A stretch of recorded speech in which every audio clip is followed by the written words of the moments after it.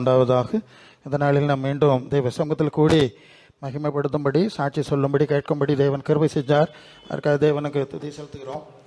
Okay, என்னை பொறுத்தவரை ஒரு சின்ன இது, அது எபேசியர் 2:20 அப்போஸ்தலர் தீர்க்கதரிசி அஸ்திபாரம், கிறிஸ்து மூலக்கல், அவர் மேல் வாசஸ்தலமாய் ஆலயமாய் கட்டப்படணும்னு இருக்கிறதுனால நான் ஏற்கனவே சொல்லியிருக்கேன், எனக்கும் பாரம்பரியங்கள்லாம் நம்பிக்கை கிடையாது. இயேசு என்ன சொன்னார், அப்போஸ்தலர் என்ன சொன்னாங்க, ஆதி திருச்சபையில் என்ன செஞ்சாங்க, அவங்க என்ன டைரக்ஷன் சொல்கிறாங்க, இதை விட்டு வள்ளி அந்த பக்கம் திரும்ப மாட்டேன்.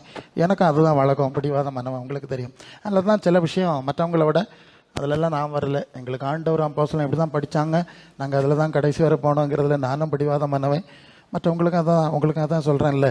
ஓகே, ஏன்னா அதில் நின்னா தேவ சித்தம் செய்கிற மாதிரி இருக்கும், தேவராஜ்யத்தை சுதந்திரித்துக் கொள்ள முடியும். அல்லேலூயா. நல்லது. பிலிப்பியர் 3:12 நம்ம கடந்த நாளில் என்ன பார்த்தோம், அந்த எழுப்புதல் 17 இன்னைக்கு, நான் இயேசுவால் எதற்காய் பிடிக்கப்பட்டேனோ அதை அடைந்து கொள்ளும்படியாய் நான் ஆசையாய் தொடர்கிறேன். நல்ல கவனிங்க, இயேசுவால் நான் பிடிக்கப்பட்டேன், அதுதான் வார்த்தை. இயேசுவால் நான் பிடிக்கப்பட்டேன். ஏன்னா அது நமக்கு அப்போஸ்தலர் 9 தெரியும். அவர் தமஸ்குக்கு போறார், ஒரு சபையை அழிக்கிறதுக்கு போறார், ஆண்டவர் சந்திக்கிறார், கண்ணை குருடாக்குறார், தரையில் போடுறார், முள்ளில் உதைக்கிறது உனக்கு கடினம், நீ துன்பப்படுத்துகிற இயேசு நானே என்று சொல்லி ஆண்டவர் பவுலை எப்படி பிடித்தார் என்ற அந்த சம்பவம் நமக்கு நல்லா தெரியும். ஸோ இங்கே அவர் நமக்கு கவனத்தில் கொள்ளுகிற காரியம், நாம் இயேசுவால் பிடிக்கப்பட்டவர்கள். அல்லேலூயா. எப்போவுமே இதை மனசில் வைங்க. நீங்கள் ஒரு குடும்பத்தில் பிறந்திருக்கலாம், பல சூழ்நிலையில் இருந்திருக்கலாம், எல்லாம் வந்தாலும் ஏதோ ஒரு கட்டத்தில் ஏதோ ஒரு ரீதியில் நாம் இயேசுவால் பிடிக்கப்பட்டிருக்கிறோம் என்பதை நாம் மறந்து விடக்கூடாது.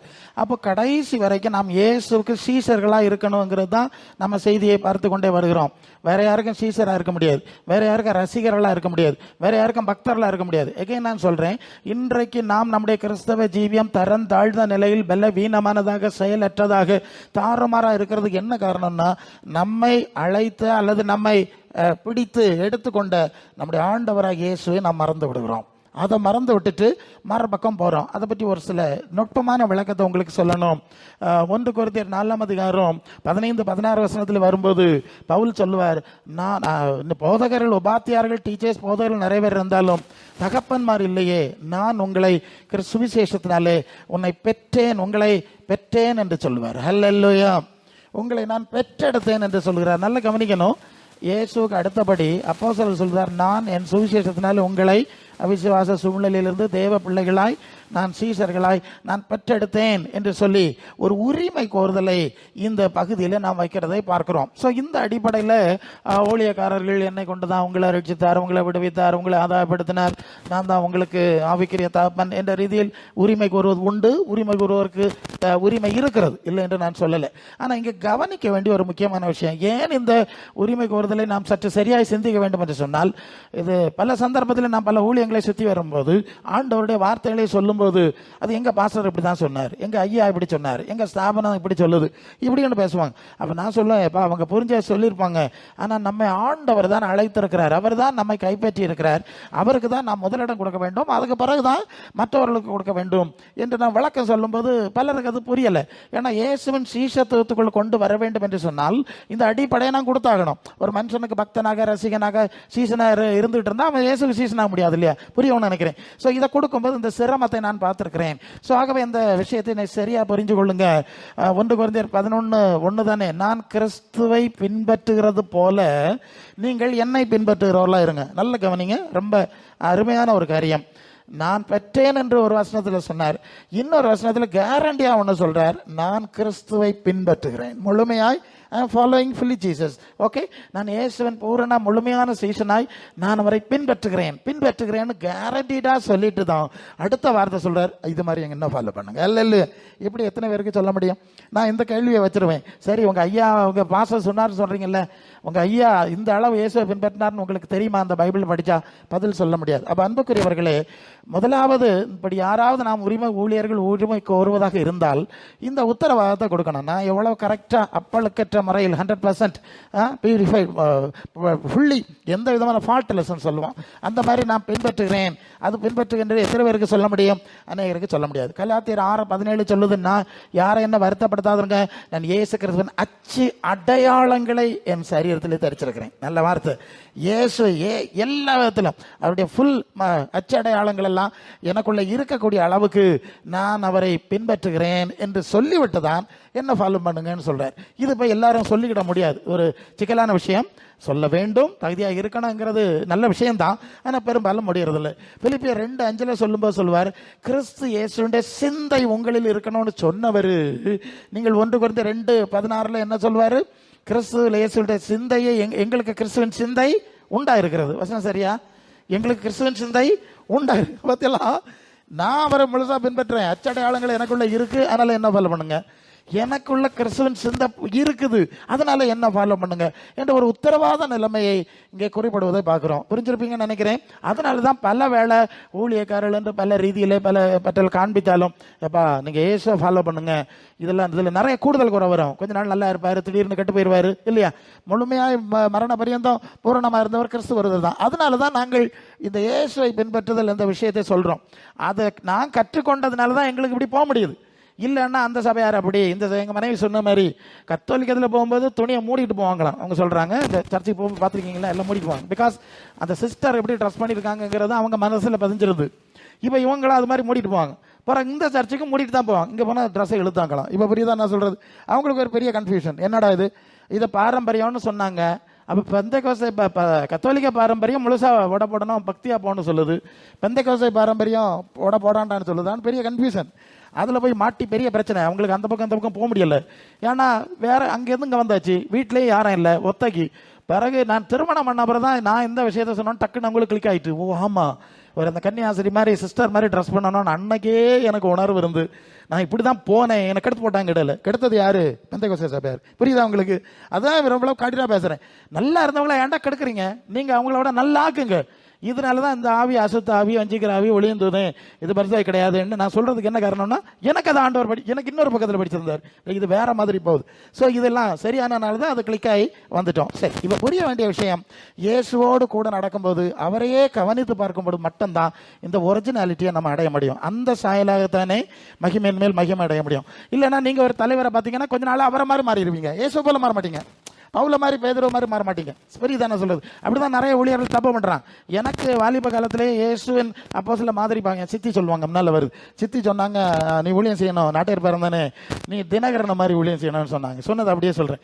அப்ப நான் சொன்னேன், எனக்கு தினகரன மாதிரி ஊழியம் செய்யணும், இயேசுநாதரும் அப்போஸ்தலரும் காட்டின மாதிரி ஊழியம் செய்யணும். எனக்குள்ள பதிஞ்சது என்னன்னு பாத்தீங்களா? ஸோ அது அந்த லைன்ல கொண்டு போகுது. ஸோ என்ன பதிவு நமக்குள்ளே தேவனால் ஏற்படுத்தப்படுறதோ அந்த மாதிரி ஒரு டைப்பில் தான் இழுத்து செல்லப்படுகிறோங்கிற ஒரு காரியத்தை பிராக்டிகலாக பார்க்குறோம். ஆகவே நீங்கள் இயேசுவை பின்பற்றினால் அவரை போல இருப்பீர்கள். சரி, இப்போ பிலிப்பியர் 3:17-21 அவர் சொல்றார், நீங்கள் என்னோட கூட பின்பற்றுகிறவர்களாகி. முதல்ல என்ன சொன்னாரு? நான் இயேசுவை பின்பற்றுகிறது போல என்னை பின்பற்றுங்கன்னு வசனம் பார்த்துட்டோம். இங்க என்ன சொல்றாருன்னா, நீங்கள் நான் எப்படி இயேசுவை பின்பற்றுகிறேனோ அதுபோல நீங்களும் என்னோட கூட. இல்லையா? அந்த ஊழியக்காரன்னு சொல்லும் போது என்ன நீங்க புரியணும்னா, பலவேளை ஏதோ இவங்க மற்றவங்களுக்கு அப்பாற்பட்டவங்க நினைக்கிறேன். அப்படி அல்ல, மந்தைக்கு மாதிரியாக கண்காணிப்பு செய்யுங்கள். பேதுரு அப்படிதான் செய்வார், சொல்லுவார். அது மாதிரியா இருங்க, அதை உங்களை பார்த்து உங்களை ஃபாலோ பண்ணுவாங்க. நீங்க நிறைய பிரசங்கம் பண்றது இல்லைங்க, நான் காட்டுற மாதிரி தான் ரொம்ப பவர்ஃபுல். பிரசங்கத்தை விட நம்ம காட்டுற மாதிரி தான் ரொம்ப சக்தி வாய்ந்தது என்பது நீங்கள் புரிந்து கொள்வீர்கள். சரி, இங்க சொல்லுகிறார், என்னோட கூட பின்பற்றுகிறவர்களாகி நாங்கள் வழிகாட்டுகிறவர்களை மாதிரியாக நோக்குங்கள். அல்லேலூயா. இயேசுவாலே பிடிக்கப்பட்டேன் என்ற வார்த்தை இவ்வளவு தூரம் வாழ்க்கை முழுதும் பவுல் அதை முக்கியப்படுத்தி நடந்திருக்கிறாருன்னு பார்த்தியெல்லா. என்னோட கூட பின்பற்றுங்க. அநேகர் வேறு விதமாக நடக்கிறார்கள். அந்த இடத்துல சொல்றார், நிறைய பேர் வேறு விதமாக நடக்கிறாங்க. கிறிஸ்துவ சிலுவைக்கு பகைஞர் அநேக தரம் சொன்னேன், இப்போ அழுது சொல்லுகிறேன். அவருடைய தேவன் வயிறு பூமிக்கு சிந்திக்கிறார்கள். மகிமை பூமிக்கு அவருடைய மகிமை அவருடைய லெச்சையே நம்முடைய குடியிருப்பு பரலோகத்தில் இருக்கிறது. இயேசு வருவார் என்று காத்திருக்கிறோம். அவர் தம்முடைய வல்லமையினாலே நம்முடைய அழிவுக்குரிய சரீரத்தை அவரை போல மாற்றுவார். பத்தியலா, அவரை பார்த்தேன், அவரால் பிடிக்கப்பட்டேன், அவரை பின்பற்றுகிறேன். நீங்க அந்த மாதிரி என்னோட கூட வாருங்க, நான் முன்னால போறேன், நீங்க லீடர் முன்னால வாங்க. அப்படி போயிட்டு இருந்தா நாம் இயேசு போல மாறி விடுவோம் என்று சொல்லி முடிக்கிறதை பார்க்கிறோம். இதை தான் நாம ஏற்கனவே பார்த்தோம். நான் எதற்காய் பிடிக்கப்பட்டேனோ அதை அடைந்து கொள்ளும்படி ஆசையாய் ஃபாலோ பண்ண தொடருகிறேன். அதை முழுசா அடைகிறது வரை மரண பரியந்த உண்மையா இருக்கும்படி முடிவு பெரிய உண்மையாக இருக்கும்படி நான் தொடர்கிறேன். இந்த இடத்துல நமக்கு ப்ராக்டிக்கல் இஷ்யூஸ் இருக்குது. நாம் ஆண்டவரை பார்த்தாலும் ஏதோ சந்தர்ப்பத்தில் அதை விட்டு வழி விலகி, நான் வேற சாட்சிகளை நான் கேட்டிருக்கேன்.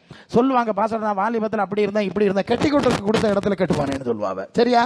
கட்டி கொடுக்க இடத்துல கெட்டு போனேன், போன இடத்துல கெட்டு போனேன், வந்த இடத்துல கெட்டு போனேன், அந்த சபைக்கு போய் கெட்டு போனேன் எல்லாம் சொல்லி நிறைய பேர் சொல்றதை கேட்டிருக்கேன். அப்போ நான் நினைப்பேன், நல்ல காலம் இதெல்லாம் பார்க்காம ஆண்டவரே பார்த்ததுனால இதுவரை ஓடி வந்துட்டோம். நாமளும் அது மாதிரி வலது பக்கம் இடது பக்கம் கண்ணை உருட்டி இருந்தா ஒரு நாள் அவனை மாதிரி நடக்கணும், ஒரு நாள் இவனை மாதிரி நடக்கணும், இல்லையா? உருப்படாமல் போயிருப்போம். உங்களுக்கு புரியுதா? இதுதான் நம்ம ப்ராப்ளம். அது நம்முடைய ஆவிக்குரிய ஜீவியம் மரண பரியந்தம் அதை சிதைப்பதற்கு பிசாசும் உலகமும் முயற்சி பண்ணிக்கிட்டே இருக்கேன். ட்ரையிங் இல்லையா? இது நீங்க புரியணும். என்னைக்கு முங்கிட்டேன், அந்நிய பாஷை பேசிட்டேன், எல்லாம் முடிஞ்சு போச்சுன்னு நினைக்காது. அதான் மரண பரியந்தம் உண்மையா இருக்கிற வார்த்தை இருக்கு. அப்போ அதனால தான் வளருகிற, அதனால தான் நாங்கள் கண்டிப்பா பேசுறோம். சும்மா வந்து கை கால உதறிட்டு போகாது.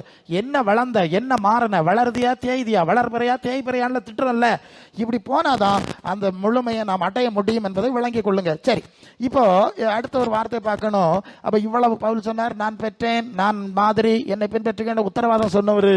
அப்போஸ்தலர் 20வது அதிகாரம் 17 இருந்து நீங்க 28 வரை வந்தீங்கன்னா எபேசு சபை மூப்பொருளை கூப்பிட்டு சொல்லுவாரு. அதுல ஒரு வார்த்தை இருக்குது, 28.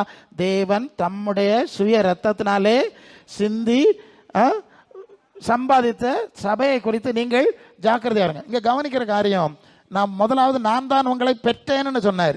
ஆனால் இந்த இடத்துல சொல்லார், நான் பெற்றேங்கிறது இருக்கட்டு, அதுக்கு முன்னால நமக்கு சுய ரத்தத்தை சிந்தின ஒரு இயேசு இருக்கிறார். அல்லேலூயா. இப்போ புரியுதா? அப்படிதான் சொல்லுவார். நான் தான் இல்லை, நீங்க மேலே வாசித்தீங்கன்னா உங்களுக்குள்ள எப்படி இருந்தேன், நான் தான் தேவராஜி சொன்னேன், உங்களை விசுவாசி ஆக்கினேன், அந்த சப்ஜெக்ட் அங்கே இருக்குது. எல்லாம் சொன்னாலும் அவர் சொல்லுவாரு, இல்ல சுய ரத்தத்தினாலே அவர் உங்களை சம்பாதித்திருக்கிறார் என்று சொல்லி அந்த இடத்துல குறிப்பிடுகிறார். ஆக ஊழியக்காரர்கள் மூலம் நாம் தொடப்பட்டிருப்போம், பல சபைகள் மூலம் தொடப்பட்டிருந்தாலும் நம்ம மனசுல வைக்க வேண்டிய காரியம், எனக்காய் ரத்தம் சிந்தனை இயேசு. அல்லேலூயா. என்ன இந்த சூழ்நிலைக்கு கொண்டு வந்தவர் இயேசு. ஆக இந்த இயேசுவை மாத்திரம் தான் நீங்கள் பிரதானமாக நினைக்க வேண்டும். அப்பதான் உங்களுக்கு வெட்டு வீழ்ச்சிகள் வராம பூரணமா போக முடியும். இல்லைன்னா நான் சொல்ல மாதிரி அவர் விழுந்து கையை ஒடிச்சாருன்னா நான் காலை ஒடிச்சப்படாதா, இப்படி போனா எப்படி இருக்கும்? இதுதான் நமக்கு பிரச்சனை. ஆண்டவரே பார்த்து போயிருந்தா நம்ம போயிடலாமா இருந்து, அந்த பக்கம் இந்த பக்கம் பார்த்து தான் தெய்வ கிருபையை நாம் இழந்து விடுகிறோம். 1 Corinthians 15:10 சொல்வார், நான் இதெல்லாம் செஞ்சேன் சொன்னேன் எல்லாம் செஞ்சாலும் நான் செய்யல, எனக்குள்ள இருந்த தெய்வ கிருபையே அப்படி செய்தது. அல்லேலூயா.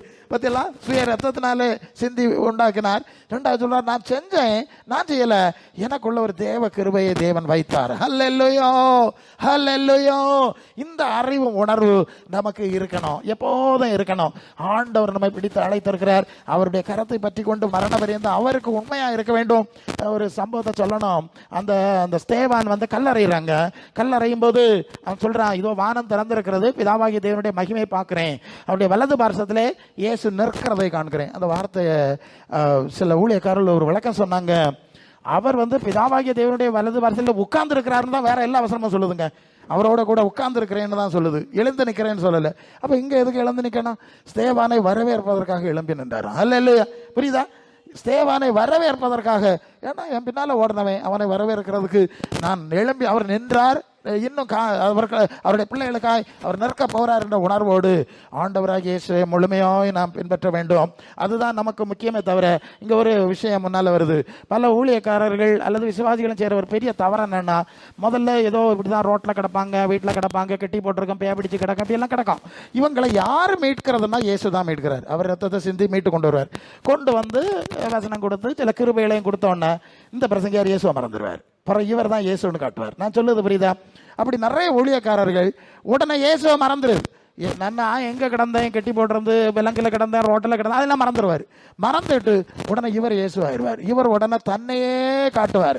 எனக்கு படிப்பை தெரியுமா, எனக்கு பணத்தை தெரியுமா, எனக்கு வரத்தை தெரியுமா, எனக்கு ரீதியை தெரியுமா, இப்ப எல்லாம் பிரசங்கமாருக்கு பிரச்சனை. நீங்க பழைய காலத்துல எல்லாம் இந்த ஊழியக்காரர்கள் கடைசி வரைக்கும் நான் அல்ல கிறிஸ்துவே, நான் அல்ல கிறிஸ்துவே, இது அவர் இந்த கிருபை, இதுல எனக்கு ஒண்ணு மேன்மை பாராட்டுக்கு நாளைக்கு பிடிங்கிட்டாருன்னா திருப்பி நான் ரோட்டுக்கு போனோம், நான் ஏழையா சுத்த வேண்டி வந்துடும். இது அவர் தந்துக்கிற பயத்தோட நடந்து அந்த கிருபையை தக்க வைத்துக் கொண்டாரு. பெரும்பாலானவர்கள் இப்ப என்ன செஞ்சாங்கன்னா, பாதியில வந்தோன்னா அங்கேயும் கண்ணா உருட்டுது, அவன் அப்படி போறான் இவன் எப்படி போறான்னு அந்த மாடல்ல எல்லாம் தங்களை மாத்தி தங்களுடைய கிருபையெல்லாம் கலந்துருவாங்க. எப்போது தங்களுக்கு ஒரு மேன்மை, மகிமை, ஸ்தானம், அந்தஸ்து தேடுறாங்களோ அப்ப தேவ கிருபை. இது ரொம்ப முக்கியமான விஷயம். இந்த ஜெனரேஷன்ல ஊழியக்காரர்களுக்கு தெரியல. ஊழியக்காரர்களுக்கு ஏன் பின்னடைவு, ஊழியங்களில் ஏன் வெட்டி வீழ்ச்சி வருதுங்கிறது அவங்களுக்கு தெரியல. எனக்கு ஆவியானவர் சொல்லுவாரு, தாழ்மையை விட்டுட்டான் பெருமை வந்துட்டு, பரலோக பறவை விட்டுட்டான் உலக நேசம் வந்துட்டு, என்னுடைய சமூகத்தில் காத்திருக்க விட்டு மனுஷனோட சுற்றிட்டு நடக்கிறான், இவன் அரசியல் பண்ணிக்கிட்டு நடக்கிறான். அப்படி போகிறதுனால ஆண்டவருக்கு கொடுக்க வேண்டிய ஸ்தானத்தில், நீங்கள் பழைய காலத்துலலாம் ஈவன் கிருபாசனத்தில் கூட இந்த நோட்டீஸ் போடும்போது கன்வென்ஷன் பிரசங்கருக்கு பேர் போட மாட்டாங்க, அழைக்கப்பட்ட தேவதாசர்கள் இவ்வளோ தான் போடுவாங்க. இப்போ கூட அந்த சிபிஎம் டிபிஎம் பார்த்தீங்கன்னா சுவிசேஷ பிரசங்கங்களும் தெய்வீக சுகமளிக்கும் ஆராதனைகளும் அழைக்கப்பட்ட ஊழியர்கள், தட்ஸ் ஆல். பேரு கூட போட மாட்டாங்க, இன்னைக்கு வரை அதை வச்சிருக்காங்க. அது நிற்கிது தெரியுதா? இவன் உடனே பேரை போடுவான், ரெவரண்ட்னு சொல்லுவான், தீர்க்கதரிசின்னு சொல்லுவான், அப்போஸ்தலன்னு சொல்லுவான், விசேஷ வரம்பட்டவர் அந்த குட்டிச்சு வர்றாரு, ஆண்டவர் எடுத்துகிட்டு போயிடுவார். இப்போ இப்படி தான் ஊழியக்காரர்கள் அழைப்பு. அதான் அது புரியலை, சொன்னால் புரிய மாட்டேங்குது. நம்ம விளம்பரப்படுத்தாத, உனக்கு பேரையோ படத்தையோ கோட்டையோ டையையோ உனக்கு வரத்தையோ வரமே இருந்தால் கூட தீர்க்கதரிசினால தீர்க்கதரிசின்னு சொன்னா முடிஞ்சு போச்சு. அதை நீ சொல்லாத, அவர் தந்தது, அது நடந்துட்டு இருக்கோம். நீங்கள் 1 சாமுவேல் 3:19-20 தான் முதல் பெயர் சபா வர உள்ள ஜனங்கள் சாமுவேல் ஒரு தீர்க்கதரிசி தானாய் விளங்கினது. ஏன்னா அவன் சொன்னது ஒன்றையும் கர்த்தர் கீழே விடவில்லை. நல்லா கவனிக்கிறீங்களா? நீ நான் தீர்க்கதரிசியாக்க, நான் அப்போஸ்தலனாக்க சொல்லப்படாது. சொன்னாலே அது பயிருமா, சொல்லப்படாதான். நீ சும்மா போயிட்டே இரு. அது தன்னாலே அவர் ஜனங்களுக்கு தெரியும், அந்த ஆளு தீர்க்கதரிசி தான், இந்த ஆளுக்கு இந்த அழைப்பு தான், இந்த ஆளு இந்த கிருபை பற்றி தன்னாலே தெரியாதா? இப்போ தெரியலையே உங்களுக்கு? சில ஆளை பார்த்தீங்கன்னா ஒரு காலம் தெரியும், பிறகு தெரியாது, எல்லாம் இழந்திருப்பாங்க, அவ்வளோதான், முடிஞ்சு போச்சு. பிறகு நீங்கள் என்ன செய்ய முடியும்? ஸோ இந்த விஷயத்தை குறித்து ரொம்ப ஜாக்கிரதையாக இருக்கணும். சிலரை நாங்கள் சொல்லி திருத்துவோம், இனியா தாழ்த்து கேட்டுப்பாரு, ஏதாவது திருப்பி கிடச்சிதான் பார்ப்போம். பாதியாவது கிடச்சிட்டு இல்லையா? ஒரு செடி வளர்ந்துட்டு வரும், மரம், அது நல்ல காற்று நல்ல செழிப்பாக வரும் பாருங்க, திருப்பி அந்த மரம் காற்றுல ஒடிஞ்சு விழுந்துடும். நல்ல புரியுங்க, ஒடிச்சிடும்ல, இந்த ரப்பர்லாம் வளருது, வரிச்சமே ஒடிச்சிடும். ஒடிச்ச பிறகு என்ன செய்யும்? கொஞ்ச நாள் கழிச்சு அந்த சைட்லேருந்து ஒரு சின்ன கிளை முளைக்கும். பார்த்துருக்குது இல்லையா? நீங்கள் நல்லா கவனித்து பார்த்தீங்கன்னா அந்த ஒரிஜினல் மரத்தை மாதிரி அந்த கிளை இருக்காது, புரியுதா? ஒருக்கா ஒடிஞ்சு போச்சுன்னா அதுக்கு பிறகு நீ என்னத்தான் கிளை வந்தாலும் அதுக்கு லட்சணம் அவ்வளோதான் இருக்குது. இப்போ புரியுதா உங்களுக்கு? ஒரிஜினலுக்கு ஸ்டெம், அதுக்கு சைஸ், அதுக்கு தன்மை வேறு. ஒடிஞ்சாச்சில் இனி அதுக்கு பாடு, அவ்வளோதான். இது இழந்து போனவர்களுக்கு உள்ள காரியம். நீங்கள் அது விழிப்பாக இருப்பது நல்லது, அல்ல இல்லையா? சரி, இப்படி நீங்கள் 1 கொரிந்தியர் 1:12-13 சீக்கிரம் படிங்க. 1 கொரிந்தியர் 1:12-13. உங்களில் சிலர் அந்த வசனத்தை எனக்கு காணாமல் வரலையே. 1 கொரிந்தியர் 1:12-13. உங்களில் சிலர், நான் பவுலை சேர்ந்தவன், நான் அப்பல்லோவை சேர்ந்தவன், நான் கேபாவை சேர்ந்தவன் என்றும் சொல்லுகிறபடியால் கிறிஸ்து பிரிந்திருக்கிறாரா? பவுலா உங்களுக்கு போதும், பவுலா உங்களுக்கு ஆசை. இங்கே என்ன கவனிக்கிறீங்க? பவுலும் அப்போ பேதுருவும் யாக்கோபும் எல்லாரும் ஆண்டவரால் அழைக்கப்பட்ட ஊழியக்காரர்கள் தான். அப்போ நம்ம இவங்க என்ன செஞ்சாங்களா? நான் அந்த பாசத்தை சேர்ந்தவன், நான் இந்த சபையை சேர்ந்தவன், நான் இந்த கூட்டணியை சேர்ந்தவன். இப்படி தானடா கிறிஸ்துவை உடச்சி போட்டுருக்கீங்க நீங்கள். அப்படி செய்யாதுங்க, எல்லாருக்கும் ஒரே கிறிஸ்து தானே மரிச்சாரு. இவங்கெல்லாம் அவங்களுக்கு கீழே வேலை செய்கிற ஊழியக்காரர்கள் தான். நீங்கள் 1 கொரிந்தியர் 3:4-7 வரை படித்தா, பவுல் நட்டான், அப்பல்லோ நீர் பாய்ச்சினான், தேவனோ, சரிதானே? அப்படிதானே அந்த பகுதி வரும். சரி, அப்பா எல்லாரும் செஞ்சாங்க, தேவன் மட்டும் விளையச்சு அந்த என்னை பிடித்தாருன்னு சொல்றாருல பவுல், என்னை கிறிஸ்து எதற்காக பிடித்தார், அது மட்டும் நடக்கலைன்னா ஒரு தினம் வந்திருக்க மாட்டான். நீங்கள் எத்தனை பிரசங்கம் பண்ணி பாருங்க, நீங்கள் எத்தனை அற்புதம் செஞ்சு பாருங்க, ஒரு தினம் வர மாட்டான். அவர் நிலை நிறுத்தலாம், ஒரு தினம் நிற்க மாட்டான், ஓடி போயிடுவான். நீங்கள் என்னெல்லாம் வித்த காட்டி பார்த்தாலும் அவன் நிற்க மாட்டான். அப்போ நமக்கு அந்த உணர்வு வேணும். யோவான் 15:5 சொல்லுவார் இல்லையா, என்ன இல்லாமல் உங்களால் ஒன்றும் செய்யக்கூடாது. அப்போ இதுதான் நம்முடைய வீழ்ச்சிக்கு, ஆவிக்குரிய வீழ்ச்சி, ஆனாலும் ஊழிய வீழ்ச்சிக்கு என்ன காரணம் என்று சொன்னால், இயேசுவை மகிமைப்படுத்த வேண்டிய இடத்துல நம்மை மகிமைப்படுத்தணும், நம்ம முன்னால் காட்டணும். ஆமாம், சிலர் நீங்கள் கொஞ்சம் இப்படி காட்டினா தான் ஆள் வரணும்னு சொல்லுவாங்க. நான் ஒரு வருத்தமான காரியத்தை நினைவு கூர்ந்தோம் சமீபத்தில். நாங்கள் எங்கள் வீட்டில் நினைவு கூர்ந்தோம். ஒரு ஊழியக்காரர், நல்ல சீனியர், அவர் ரொம்ப காலம் ஊழியம் செய்தவர், நல்ல வசனம் எல்லாம் பேசக்கூடிய. நானும் அவரை ரொம்ப அவருடைய செய்திகளெல்லாம் ரசிக்கிறது உண்டு. இப்போ சமீபத்தில் ஒரு இடத்துல நோட்டீஸ் ஒட்டியிருக்க போட்டேன், வயசான தாத்தா கோட்டை நெய்யும் போட்டிருக்காரு. எனக்கு தூக்கி வாரி போட்டு, என்னடா இது? ஆமாம், அது ஜிப்பாவும் வேஷ்டியிலையுமே சர்ச்சில் 18 வருஷமாக சபை ஊழியம் செஞ்சவர், எல்லாம் செஞ்சவர் இருந்தவர். இந்த வயசான காலத்தில் இவருக்கு ஏன் இப்படி வந்தது? அந்த காலத்தில் எவ்வளோ தாழ்மையை கடைப்பிடிச்சு போன நேரம், வளர நேரம் இல்லையா? நீங்கள் யோசித்து பாருங்கள். ஸோ இப்படி எல்லாம் நிறைய பின்மாற்றங்கள் வருது. அதுக்கு நான் இடம் கொடுக்கக்கூடாது. ஆண்டவர் அழைச்சிருக்காருப்பா, அவர் தான் வச்சார். இந்த சட்டையில் நம்ம ஒன்றும் வரப்போகிறது கிடையாது. நமக்குள்ளே இருக்க ஆண்டவர். என்ன சொல்கிறீங்க? இதுதான் நிறைய பேர் கெடுத்துக்கிட்டாங்க. அந்த சட்டை தான், அதுதான், இதுதான் வேற இடத்துல மனசை வைக்க போய் கிருபை இழந்து ஆண்டவர் விட்டுட்டு போயிட்டார். ஸோ இதெல்லாம் நாம் திருத்திக் கொள்ள வேண்டும். சரி, 2 தீமோத்தேயு 4:3-4 சுய இச்சைக்கு இதெல்லாம் இருந்தாலும் சுய இச்சைக்கேற்ற போதகர்களை சேர்த்து கொண்டு சத்தியத்தை விட்டு விலகி போயிடுவாங்க. ஸோ அப்போ இவர்கள் இயேசுடையவர்கள், இவருடைய இயேசுடைய சீஷர்கள் அந்த மாதிரியில் நடக்கிறாங்க, அவங்கள ஃபாலோ பண்ணணும்னு ஜனங்கள் நினைக்க மாட்டேங்கிறாங்க. அவங்களும் இந்த மாதிரிப்பட்ட கவர்ச்சிக்கு பின்னால் போகிறதுனால 2 பக்கமும் இப்போ ரிப்பேராக போயிட்டு இருக்கு. அதனால சபையும் உருப்படலை, விசுவாசி உருப்படலை, ஊழியக்காரலும் உருப்படலை. ஆகவே நாம் இந்த விஷயத்தை குறித்து விழிப்பாக இருக்க வேண்டும். அல்லேலூயா. என்ன புரிஞ்சுங்க? இயேசுதான் நம்மை பிடித்தார், அழைத்திருக்கிறார், ரத்தம் சிந்தினார், அவர் தான் நடத்தி கொண்டிருக்கிறார். பார்வை அங்க இருக்கணுமே தவிர பாஸ்டர்மார் மேலேயோ மற்றவர் மேலேயோ நீங்க இருக்கக்கூடாது. நீங்க புரிஞ்சுதான் ஆகணும். அல்ல இல்லையா? சரி, ஓகே, அவர் பாஸ்டர்னா அதுக்கு அடுத்த ஸ்தானம், ஆண்டவர் அதுக்கு அடுத்த ஸ்தானத்துல தான் மற்றவங்களை வைக்கணும். அது தவறாதுங்க. தவறுனா உங்களுக்கு பின்னடைவில் ஏற்படும். வெளிப்பாக இருப்பது நல்லது. யோவான் 15:7 சொல்லுவார், நீங்கள் என்னிலும் என் வார்த்தைகள் உங்களில் இல்லாட்டா உங்களால் ஒன்றும் செய்ய முடியாது. அல்ல இல்லையா? என்ன செய்விய? நானும் இல்லை, என் வசனம் இல்லை, என் உபதேசம் இல்லைன்னா நீ என்ன வித்த காட்டி என்ன செய்ய போறா? நீ அந்த உணர்வு நமக்கு வேண்டாமா? உடனே தாழ்த்திடணும். அதனால தான் பழைய ஊழியக்காரர்கள் எல்லாம் தங்களை காட்டவே மாட்டார்கள். பெரிய கிருபை பெற்றவர்கள் எல்லாம் காவி போட்டுட்டு கிழிஞ்ச அக்கியை போட்டு தச்சு போட்டு நடந்திருக்காங்க. காட்டவே மாட்டாங்க, தங்களை காட்ட மாட்டாங்க. அதனால கடைசி வரை இருந்தாங்க. இப்போ உள்ளவங்களுக்கு அந்த அறிவை ஏனோ சீனியர்ஸ் சொல்லி கொடுக்கல. நாங்கள் அதை சொல்ல வேண்டிய கடமையில இருக்கிறோம். அல்ல இல்லையா? ரோமர் 8:30 சொல்லுது, எவர்களை அழைத்தாரோ, அழைச்சது யாரு? தேவன் அழைத்தார், இயேசு மூலம் அழைத்தார், அவர்களை நீதிமான்களாக்கினார். எவர்களை நீதிமான்களாக்கினாரோ அவர்களை மகிமைப்படுத்தி இருக்கிறார். அல்லேலூயா. ஒரு ஆள் அழைச்சாருப்பா, அவர் தான் எல்லாத்தையும் நிறைவேற்றினார். நாங்கள் சைடில் என்னென்ன கொஞ்சம் சப்போர்ட் பண்ணுவோம். அவருடைய கரத்தையே உறுதியாய் பற்றி கொள்ளுங்கள் என்று சொல்லி நாங்கள் உங்களுக்கு ஆலோசனை சொல்கிறோம். 1 கொரிந்தியர் 1:9 படிங்க. 1 கொரிந்தியர் 1:9 சீக்கிரம் படிங்க.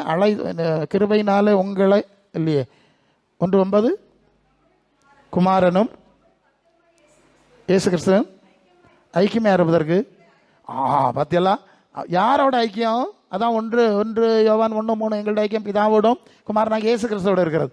இந்த ஐக்கியத்துக்கு அழைச்சாருங்க. ஒரு சபை கலைச்சாரு, ஒரு பாஸ்டரோட இப்படி சொல்லாதுங்க.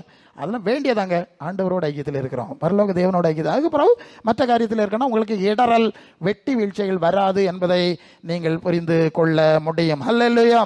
1 பேதுரு 2:25 சொல்லுகிறார், மேய்ப்பர் சிதறுண்ட ஆடுகளை போல் இருந்தீர்கள், இப்பொழுது மேய்ப்பரும் கண்காணியுமானவரிடத்துல திருப்பப்பட்டிருக்கிறீர்கள். எங்க திருப்பப்பட்டிருக்கிறோம்?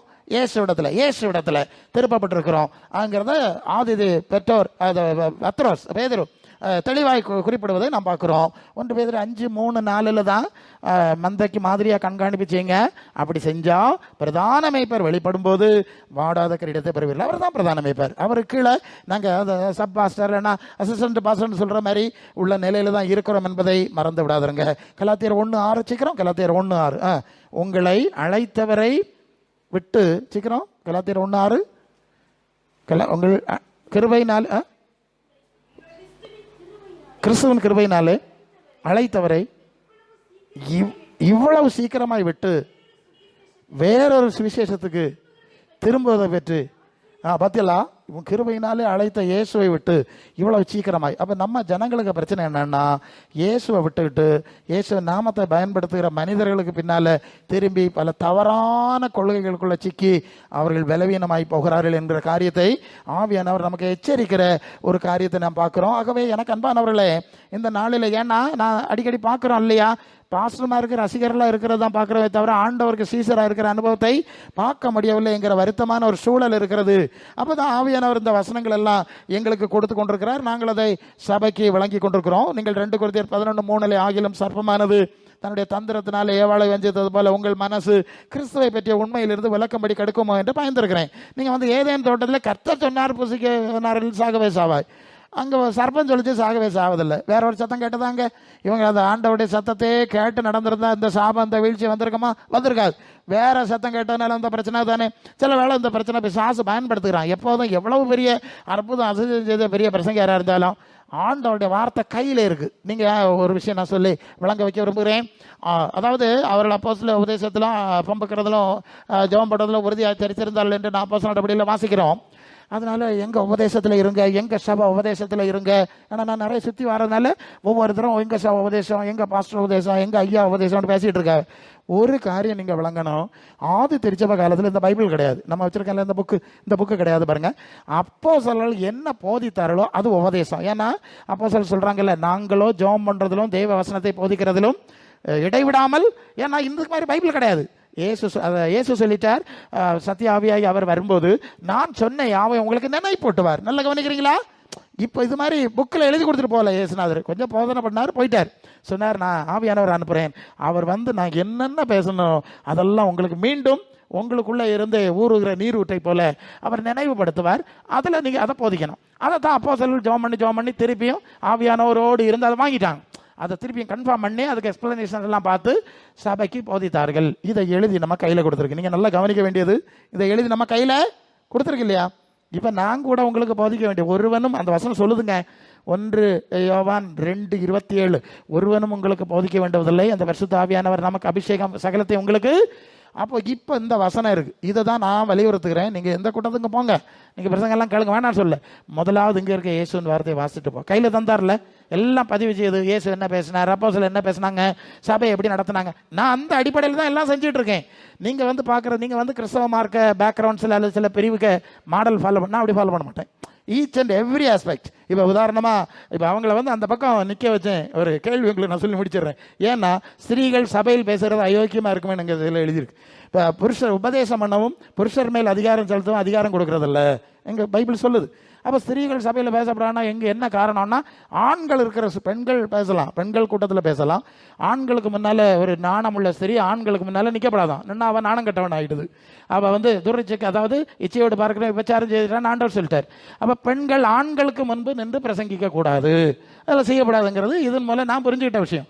அதனால தான் சரி, பெண்கள் அந்த பக்கம் அவங்க நிற்கிறது வழக்கமாக சாட்சி சொல்கிறதுக்கு பழைய சபையில் அவங்க இருக்கிற இடத்துல தான் சாட்சி சொல்ல அனுமதிப்பாங்க. எங்களுக்கு கிருபாசனத்தில் கூட அப்படி தான்.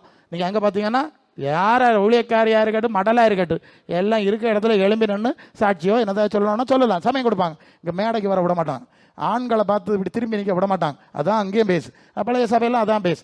ஏன்னா பெண்கள் ஆண்கள் இருக்கிற சபையில் பேசுகிறது வெட்கம், அது அயோக்கியம் இங்கே இருக்குது. புதிய மலைப்புறவில் வெட்கமாக இருக்குமே, அதுக்கு நிறைய விளக்கம் இருக்குது, இப்போ நேரம் இல்லை. ஸோ அதனால தான் இதெல்லாம் நான் படித்து எனக்கு ஆண்டவர்கிட்ட படித்ததுனால, ஓ அப்போ பெண்கள் கூட்டத்தில் பேசணும், பிள்ளைகளுக்கு பேசணும், ஆனால் பிறந்தவன் முன்னால் நிற்கப்படாது, ஆண்களுக்கு பிரசங்கம் பண்ணுறது வேசி மார்க்கம் ஆகிடும், நாணங்கட்ட நிலைமை ஆகிடும், அது இச்சை பாவத்துக்கு வழிவகுக்கும், அப்படிலாம் நிறைய பிரச்சனை இருக்கிறதுனால தான் இதெல்லாம் நான் செய்கிறதில்ல. உங்களுக்கு புரிஞ்சிருக்கோன்னு நினைக்கிறேன். என் நேரம் பிடிச்சிருக்கு. நான் பைபிள் ஸ்டடி மாதிரி எடுக்கல. அது பைபிள் ஸ்டடி நீங்கள் எனக்கு யூடியூப்பில் போனால் பெண்களுக்காக 2 பெரிய ஸ்டடி இருக்குது. பெண்கள் ஊழியம் செய்யலாமா, பெண்களுக்கு தேவன் கொடுக்குற மகிமை என்னன்னு வீடியோஸ் எல்லாம் அங்கே வச்சுருக்கேன், நெட்டில் வச்சுருக்கேன். அது 1.5 மணி நேரம் இருக்கும், நீண்ட செய்தி, எல்லா வசனமும் ஆதி அமதிலிருந்து வெளிப்படுத்தின விசேஷம் வரைக்கும் ஒவ்வொரு ஆஸ்பெக்டையும் சொல்லி சொல்லி எல்லா சிக்கலான வசனங்களுக்கு வழக்கம் சொல்லியிருக்கோம். சரி, அப்போ என்னது, சபையை பரிசுத்தமாய் தேவ சித்தத்துக்கு உட்பட்டு பாதுகாக்கணும்னா இப்படி எல்லா சட்டங்களையும் பார்க்கணும். இப்போ விளக்க தான் நான் சொல்லுது. சரி, இப்போ என்ன பார்த்தோம், அழைத்த ஆண்டவரை பின்பற்றுங்கள், அவருடைய அப்போஸ்தலர்களை பின்பற்றுங்கள், அவர்களுடைய மாதிரியை பின்பற்றுங்கள். சரியா? நான் உங்களுக்கு வழிகாட்டுகிறவர்களை மாதிரியா பாரு. சும்மா ரோட்டில் போகிறவனையும் வாரவனையும் அமெரிக்காக்காரனையும் இங்கிலாந்துக்காரனையும் மாதிரியா பார்த்தியான்னா அப்புறம் வேற இடத்துக்கு போயிடும். இப்போ இயேசுவின் மாதிரியை அப்போஸ்தலர் மாதிரியை விட்டு விடுகிறபடினால தான் நாம் பல சிக்கல்லையும் குழப்பத்திலையும் பின்மாற்றத்திலே சிக்கிக்கொள்கிறோம்.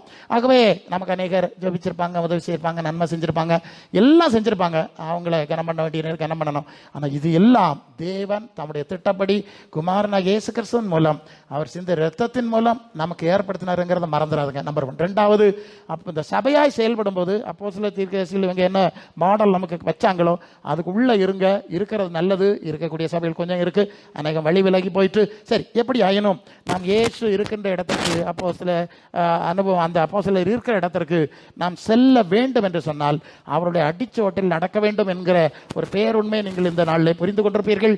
ஆகவே இயேசுவை தவிர அப்போஸ்தலரை தவிர வேறு பார்வை வேறு பக்கம் திரும்பாதபடி நம்மை காத்துக்கொள்வோம். இந்த வசனங்களினாலே கர்த்தர் உங்களை ஆசீர்வதிப்பாராக. ஆமென்.